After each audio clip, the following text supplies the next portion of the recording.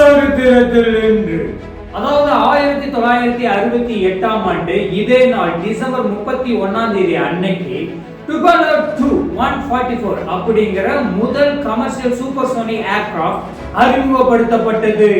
சரித்திரத்தில் இன்று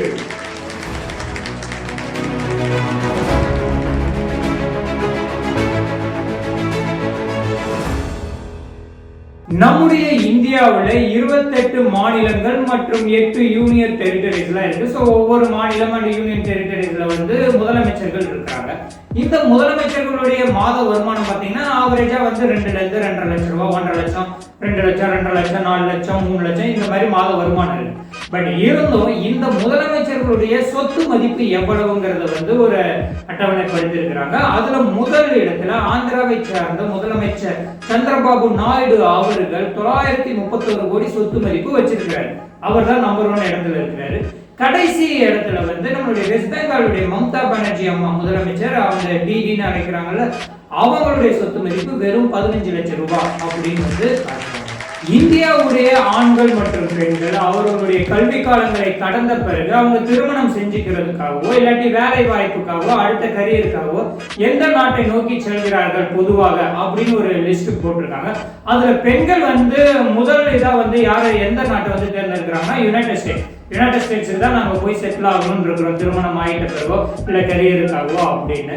பட் ஆண்கள் யுஏஇ, யுனைடெட் அரபு எமிரேட்ஸ், இந்த அபுதாபி, துபாய் எல்லாம் சொல்லுவாங்கல்ல, அந்த இடங்கள்ல போய் நம்ம செட்டில் ஆகலான்னு முடிவு எடுக்கிறோம் அப்படின்னு ஒரு சர்வே போட்டிருக்கிறாங்க.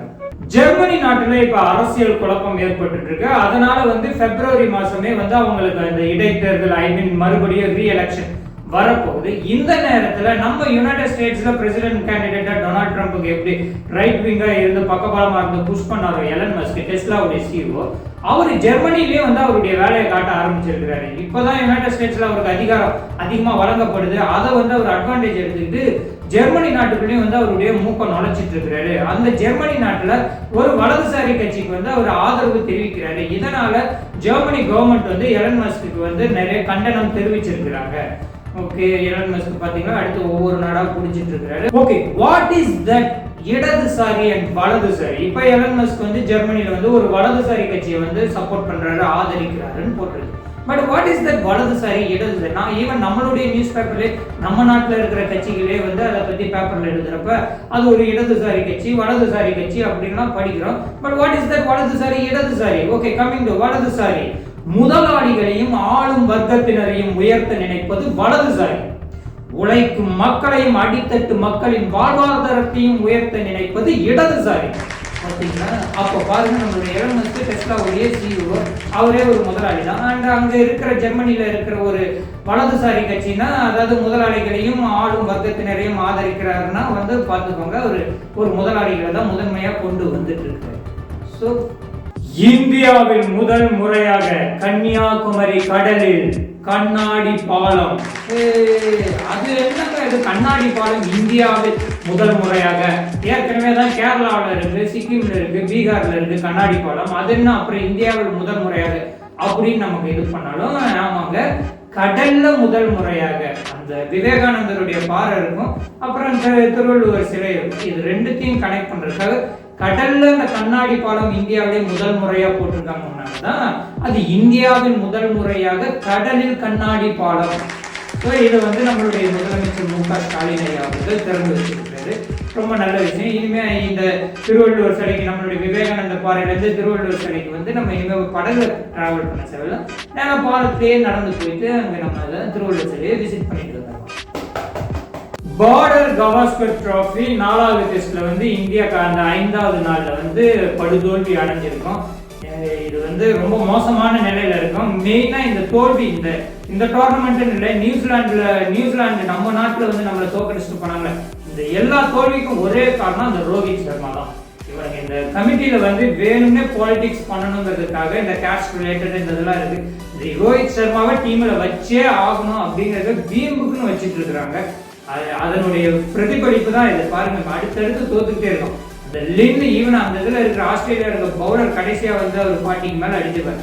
அந்த அவர் அடித்த அந்த 40 ரன்ஸ் கூட இவர் இந்த total tournament Australia border Gavaskar trophy இந்த டோட்டல் டோர்னமெண்ட்ல அவர் டோட்டல் ரன்ஸே வந்து அவர் ரன் வராது, அந்த அளவுக்கு இருக்கு நிலைமை. ஆனா வேணும்னே ரோஹித் சர்மா உள்ள வச்சிருக்காங்க. ரோஹித் சர்மா முதல் டெஸ்ட் இல்லவே இல்லை, இன்ஜூர்னு உட்கார்ந்தது. அந்த டெஸ்ட்டை நம்ம ஜெயிச்சிருக்கோம்.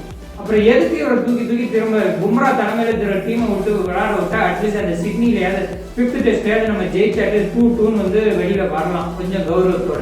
But whatever it is, இந்த டோர்னமெண்ட் மூலமா நமக்கு நிறைய பிளேயர்ஸ் வந்து தெரிய வந்திருக்கிறாங்க.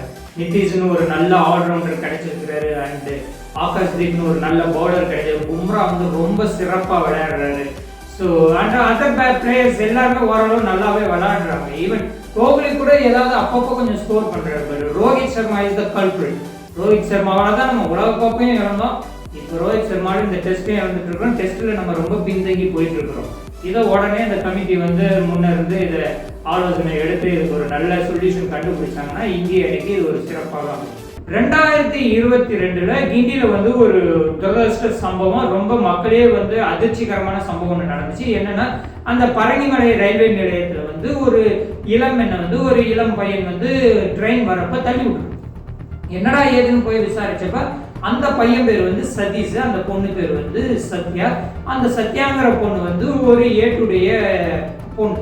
அண்ட் இந்த சதீஷ்ங்கிறவர் வந்து ஒரு எஸ்ஐயுடைய பையன்.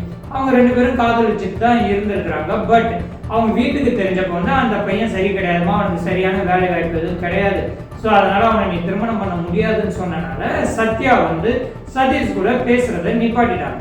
உடனே இந்த பையன் போயிட்டு ஒரு நாள் அந்த பொண்ணு அது காலேஜ் போறதுக்காக ரயில்வே நிலையத்தில் நின்றுட்டு இருக்கிறப்ப இவன் போய் எக்ஸ்போஸ் பண்ணிக்கிட்டே இருந்திருக்கான். ஐ லவ் யூன்னு சொல்லிக்கிட்டே இருந்திருப்பான் போல. அந்த பொண்ணை அவாய்ட் பண்ணிக்கிட்டே இருந்திருக்கு. கோபத்தில் என்ன பண்ணிருக்கான், ட்ரெயின் பண்ண வரும்போது அந்த சத்யாங்கிற பொண்ணை சதீஷ் வந்து தள்ளி விட்டான்.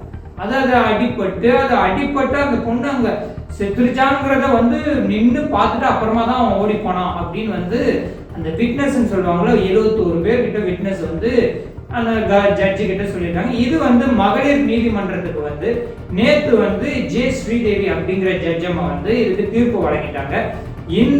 அந்த கொலைகாரன், அதாவது பாலியல் கொடுமை இந்த சட்டத்தின் கீழெல்லாம் வந்து அந்த சதீஷுக்கு வந்து மரண தண்டனை விதிச்சுட்டாங்க. ஸோ அவன் வந்து ஒவ்வொன்று அழுந்திருக்கிறான், என்னமோ கேட்டிருக்கிறான். பட் எந்த இதுவுமே அவன் டிஃபெண்ட் பண்ணது எதுவுமே அவங்க எடுத்துக்கல, மரண தண்டனை கொடுத்துட்டாங்க. இது வந்து பின்னால் வருபவர்களுக்கு வந்து ஒரு முன்னுதாரணமாக இருக்கும். யாரும் வந்து போயிட்டு இந்த ஸ்டாக்கிங், இந்த ஃபோர்சிங் கேர்ள் இதெல்லாம் பண்ணக்கூடாதுங்கிறதுக்காக. பட் இந்த மரண தண்டனையில வந்து 561 பேர் இப்போ ஆல்ரெடி வந்து மரண தண்டனை கொடுத்து நீதிமன்றத்திற்கு வந்து எதிர்த்து வந்து அதை ஆயுள் தண்டனையா மாற்றி கொடுங்கன்னு வந்து கேட்டுட்டு இருக்காங்களாம் ஆல்ரெடி. அதுல தமிழகத்துல மட்டுமே வந்து 11 மரண தண்டனை கைதிகள் இருக்காங்களாம். அதுல 6 பேர் வந்து எங்களுக்கு ஆயுள் தண்டனையா மாத்திருங்கன்னு கேட்டுட்டு இருக்காங்களாம். ஸோ இவரும் சதீஷும் வந்து அந்த இதை வந்து மேல்முறையீடு பண்ணுவாருன்னு சொல்றாங்க. சமீபத்தில் அண்ணா பல்கலைக்கழகத்துல 2ஆம் ஆண்டு படிச்சுட்டு இருக்கிற மாணவியை வந்து பாலியல் துன்புறுத்தல் கொடுத்ததுக்காக குற்றவாளி ஞானசேகரனை பிடிச்சி சிறையில் வச்சு இன்வெஸ்டிகேஷன் நடந்துட்டு இருக்கு. இப்ப இந்த பாலியல் துன்புறுத்தலுக்கு அகேன்ஸ்ட் வந்து நம்ம எதிர்ப்பு தெரிவிச்சிட்டு இருக்கிறாங்க எல்லா எதிர்கட்சி தலைவர்களும். அது சமீபத்துல நம்மளுடைய தமிழக பிஜேபியுடைய ஒருங்கிணைப்பாளர் அண்ணாமலை வந்து சாட்டையாலெல்லாம் அடிச்சுக்கிட்டாரு. அதுக்கப்புறமா எடப்பாடி ஐயா அதிமுக சார்பா வந்து எதிர்ப்பு கண்டனம் தெரிவிச்சாரு. அண்ட் இப்ப தாவேகாவுடைய தலைவர் விஜய் அவர்கள் நம்மளுடைய தமிழக ஆளுநர் RN ரவி அவர்களை நேரில் சந்திச்சு அவருக்கு வந்து திருக்குறள் புத்தகத்தையும் அன்பளிப்பா கொடுத்துட்டு இந்த மாதிரி பெண்களுக்கு எதிராக நடக்கிற இந்த வன்கொடுமைகள் எல்லாம் தடுத்தே ஆகணும் அப்படின்னு இருக்காரு. அதுக்கு பதிலுக்கு வந்து அவர் பாரதியார் கவிதைகள் புத்தகத்தை வந்து RN ரவி அவர்கள் வந்து நம்மளுடைய விஜய் அவர்களுக்கு வந்து வழங்கியிருக்கிறாரு. கண்டிப்பா நீங்க சொன்னதை நாங்கள் கேட்டுக்கிறோம் அப்படின்னு. பட் அதோட நின்றுருந்தா பரவாயில்ல, எப்படி ஒரு அண்ணாமலை அவர்கள் பப்ளிக் பிளேஸ்ல அவரே வந்து சாட்டையால அடிச்சுக்கிட்டாரோ அதே மாதிரி விஜய் வந்து என்ன பண்ணிட்டாருன்னா ஒரு கடிதம் எழுதியிருக்கிறாரு அவருடைய கைப்பட. அதுல வந்து மகளிர், பெண்களே, குழந்தைகளே யாரும் பயப்படாதீங்க, அண்ணனா நான் இருக்கிறேன், இனிமே உங்களுக்கு எதிராக எந்த இது வந்தாலும் வந்து என்கிட்ட சொல்லுங்க, நான் உங்களுக்கு பாதுகாப்பு தருவேன் அப்படின்னு எழுதின கடிதத்தை இவர் அவருடைய தொண்டர்கள் கிட்ட கொடுத்து போய் எல்லா கல்லூரி பள்ளிகள் முன்னாடி இருக்கிற மாணவிகள் கிட்ட வந்து போய் கொடுங்க அப்படின்னு இருக்கிறாங்க. இது அரசாங்கத்துடைய ஒப்புதல் இல்லாம வேற பண்ணியிருக்கிறாங்க. ஸோ இதனால சென்னையில வந்து சில கல்லூரி பள்ளிகள் முன்னாடி போயிட்டு இவங்க அவருடைய தாவேகா தொண்டர்கள் வந்து இந்த கடுதாசியில அச்சு பதிக்கப்பட்ட அந்த ஜெராக்ஸ் காப்பி வந்து எல்லாருக்கும் வந்து அந்த சீட்டை கொடுக்கும் போது வந்து ஒரு காவல்துறையினர் அவங்கள அரெஸ்ட் பண்ணி கொண்டு போய் வச்சிருக்கிறாங்க. ஸோ எதனால அரசாங்க ஒப்புதலோட பண்ணுங்க, அது சரியா இருக்கும். ஆளாளுக்கு டிஃப்ரெண்டா அவங்களுடைய கண்டனங்களை தெரிவிச்சிட்டு இருக்கிறாங்க. நடிகை ரெஜினா கெசன்ட்ரா தான் ஏன் ஒரு கிறிஸ்டியன் அப்படிங்கறத பத்தி விளக்கம் சொல்லியிருக்கிறாங்க. அவங்க அப்பா வந்து ஒரு முஸ்லீமா, அவங்க அம்மா வந்து கிறிஸ்டியனா, அவங்க லவ் மேரேஜ் பண்ணியிருந்திருக்கிறாங்க. பட் அவங்களுக்கு விவாகரத்து வாங்கி பிரிஞ்சுட்டாங்களாம் பேரண்ட்ஸ். பட் இவங்க தாயோடு சேர்ந்து இவங்க போயிட்டாங்களாம். அவங்க அம்மா வந்து கிறிஸ்டியன்ங்கிறதுனால, அவங்க கிறிஸ்டியன் ஸ்கூல்ல சேர்த்தனால நான் வந்து கிறிஸ்டியானிட்டியை ஃபாலோ பண்ணேன்னு இந்த ஒரு முக்கியமான தகவலை மக்கள் கிட்ட ஷேர் பண்ணியிருக்கிறாங்க. சமீபத்துல நம்மளுடைய south Indian actress Keerthy Suresh ஹிந்தியில பாலிவுட்ல ஒரு படம் பண்ணியிருக்காங்க, பேபி ஜானோ ஏதோ ஒன்று. அது நம்ம ஒரு தெரிய படத்து ரீமேக்.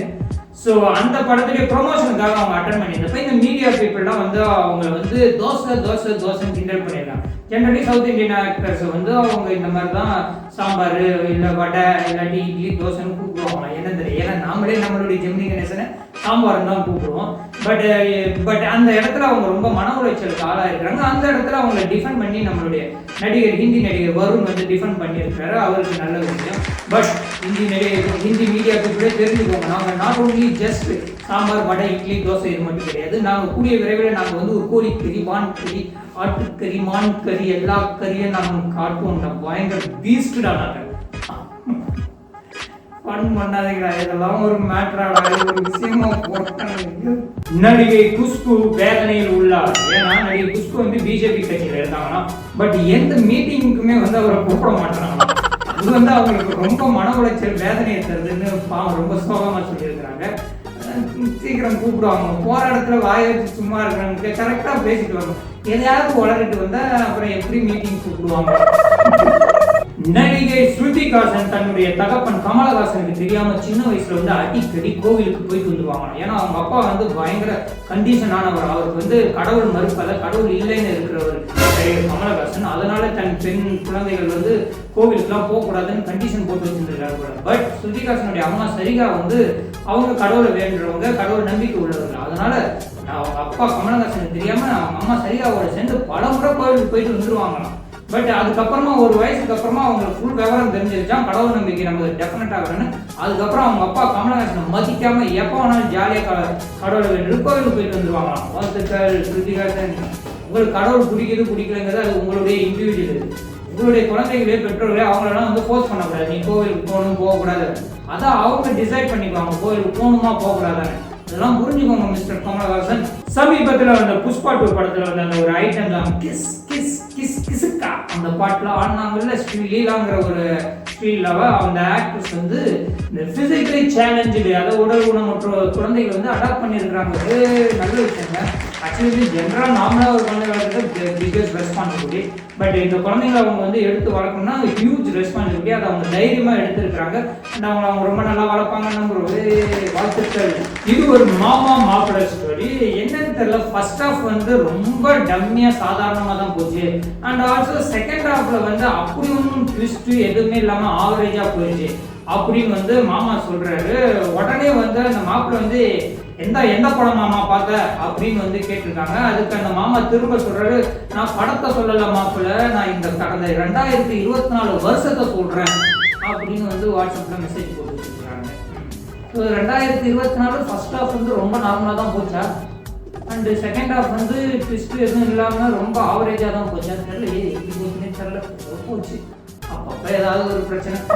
சமீபத்தில் நம்மளுடைய பாரத முன்னாள் பிரதமர் மன்மோகன் சிங் ஐயா அவர்கள் வந்து இயற்கை மரணம் எய்தினார். ஸோ அது வந்து ரொம்ப வருந்தத்தக்க விஷயம். அதுக்கு உலக தலைவர்கள், நம்ம நாட்டில் இருக்கிற எல்லா தலைவர்கள், ஆளுங்கட்சி தலைவர்கள், எதிர்கட்சி தலைவர்கள் எல்லாரும் வந்து ஆழ்ந்த இரங்கல் தெரிவிச்சாங்க. நாங்களும் அதுக்கு இரங்கல் தெரிவிச்சுக்கிறோம். பட் மன்மோகன் சிங் ஐயானா வந்து ரொம்ப ரொம்ப பரிச்சயமான விஷயம்னா, அவர் வந்து ஒரு ஏஸ் எக்கனாமிஸ்ட். அதாவது வந்து அவர் இந்த ஆக்ஸ்போர்ட் அண்ட் கேம்பிரிட்ஜ் இந்த 2 யூனிவர்சிட்டியிலுமே படிச்சுட்டு வந்தவர். 1991 அந்த காலகட்டத்தில் காங்கிரஸ் கட்சியில் அவர் ஃபினான்ஸ் மினிஸ்டராக இருந்தப்ப அப்போ வந்து அந்த ஒரு பிக்கஸ்ட் பேங்க்ரப்ட் அந்த இதில் வந்து நம்ம இந்தியாவை வந்து ரொம்ப பேங்க்ரப்ட்ஸில் ஆயிடாம, ஃபினான்ஷியல் கிரைசிஸ் அப்போ பேங்க்ரப்ட்ஸி ஆயிடாம இந்தியாவை தூக்கி நிறுத்தினதே அவருடைய அந்த ஐடியாஸ் எல்லாமே தான். ஸோ அண்ட் ஆல்சோ வந்து அவர் எப்படி சொல்லுவாங்கன்னா, is a very honest man. honest man, but he was leader of a most corrupted party of the country அப்படின்னு வந்து சொல்றாங்க. பட் அது வந்து உண்மையாக எடுத்துக்க முடியாது.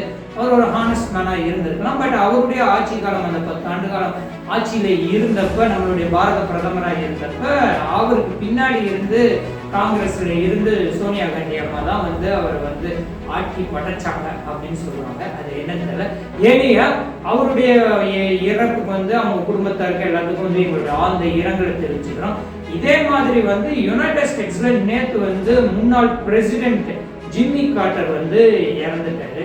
அவருடைய இறப்புக்கு எங்களுடைய ஆழ்ந்த இரங்கலை தெரிவிச்சுக்கிறோம். பட் ஜிம்மி கார்ட்டர் வந்து நம்மளுடைய இந்தியாவுக்கு ரொம்பவே ரிலேட்டடா இருப்பாரு. அவர் நம்மளுடைய இந்தியாவுக்குலாம் அடிக்கடி வந்து அவர் பதவியில இருக்கும்போதும் சரி இல்லாதப்பவும் சரி பல முறை விசிட் பண்ணியிருக்காரு. இதுல நம்ம இந்தியாவில் டெல்லி பக்கத்துல இருக்கிற ஒரு வில்லேஜுக்கு வந்து அவருடைய பேரே வந்து ஒரு ஊருக்கு வந்து வச்சிருக்காங்க. அது எதுக்குன்னா ஜிம்மி கார்ட்டருடைய அம்மா வந்து இந்த இடத்துல ஏதோ ஒரு சுகாதாரத்துறையில் வந்து ஏதோ ஒரு நர்ஸா வந்து வேலை பார்த்துருக்காங்க. ஸோ அது ஞாபகமா அவர் இந்தியா வந்திருந்தப்ப அந்த கிராமத்தை போய் விசிட் பண்ணியிருக்கிறாரு. அந்த கிராமத்துடைய பேர் வந்து தௌலத்பூர் நசிராபாத் அப்படின்னு இருந்திருக்கு. தௌலத்பூர் நசிராபாத். தௌலத்பூர் நசிராபாத்தை கடைசியா வந்து காட்டர்புரி அப்படின்னு வந்து ஊர் பேரையே மாத்திருக்கிறாங்க. பார்த்தீங்கன்னா எவ்வளவு பெரிய விஷயம். இப்பவும் அது டெல்லி பக்கத்துல காட்டர்புரின்னு ஜிம்மி கார்ட்டர் அந்த காட்டர்புரின்னு ஒரு ஊர் இருக்குங்களா.